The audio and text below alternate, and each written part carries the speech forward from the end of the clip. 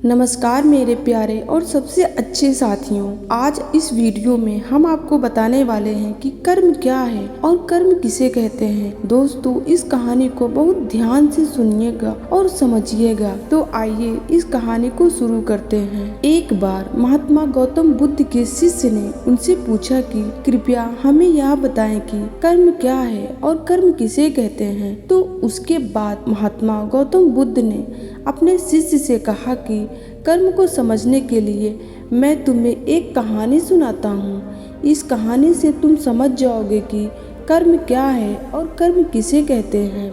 बुलंदशहर का एक राजा था जो अपने मंत्री के साथ घोड़े पर बैठकर अपने राज्य का भ्रमण कर रहा था। राज्य का भ्रमण करने के बाद राजा एक दुकान के पास रुक गया और रुकने के बाद राजा ने अपने मंत्री से कहा कि मंत्री जी, मालूम नहीं क्यों लेकिन मुझे लगता है कि इस दुकानदार को कल के कल फांसी की सजा सुना दूं और मुझे इसे मृत्यु दंड देने की इच्छा हो रही है। उसके बाद मंत्री जी राजा से इसका कारण पूछ पाते इससे पहले राजा उससे आगे निकल गए। मंत्री ने इसका कारण पता करने के लिए अगली सुबह वेश बदलकर आम जनता का रूप धारण कर उस दुकानदार के पास पहुँचे। और वैसे तो दुकानदार चंदन की लकड़ियाँ बेचने का काम करता था। उसके बाद मंत्री जी ने दुकानदार से पूछा कि भाई, आपका काम कैसे चल रहा है। उसके बाद दुकानदार ने कहा कि भाई, बहुत ही बुरा हाल चल रहा है। लोग दुकान पर आते तो हैं लेकिन चंदन को सूंघते हैं और फिर उसकी प्रशंसा तो बहुत करते हैं लेकिन खरीदता कोई भी नहीं। और उसने आगे बताया कि मैं सिर्फ इसी इंतज़ार में हूँ कि कब हमारे राज्य के राजा की मृत्यु हो जाए और उनके अंतिम संस्कार के लिए मेरी दुकान से बहुत सारी चंदन की लकड़ियाँ खरीद लिया जाए और शायद वहाँ से मेरे चंदन की लकड़ियाँ बेचने के व्यापार में थोड़ी बढ़ोतरी हो जाए और मेरा व्यापार फिर से अच्छा हो जाए। इसके बाद मंत्री को सब बात समझ में आ गई। यही वो निगेटिव यानी नकारात्मक विचार है जिसने राजा के मन को भी नकारात्मक बना दिया। वह मंत्री बहुत ही बुद्धिमान और होशियार था, तो इसलिए उसने सोचा कि मैं थोड़ी बहुत इस दुकानदार से चंदन की लकड़ियाँ खरीद लेता हूँ। और उसके बाद उस मंत्री ने उस दुकानदार से पूछा कि क्या मैं आपकी दुकान से थोड़ी बहुत चंदन की लकड़ियाँ खरीद सकता हूँ। दुकानदार यह सुनकर बहुत खुश हो गया और उसने सोचा कि चलो, इतने समय से कुछ भी नहीं बिक रहा था। उस दुकानदार ने कुछ चंदन की लकड़ियों को अच्छी तरह से पैक करके उस मंत्री जी को दे दिया। मंत्री ने अगली सुबह राजा के दरबार में पहुंच गया और उसने राजा से कहा कि राजा, वो जो दुकानदार है ना, उसने कुछ चंदन की लकड़ियां आपके लिए तोहफे के रूप में भेजी है। यह बात सुनकर राजा बहुत खुश हुआ और मन ही मन सोचने लगे कि मैं बेकार में ही उस दुकानदार के बारे में गलत सोच रहा था।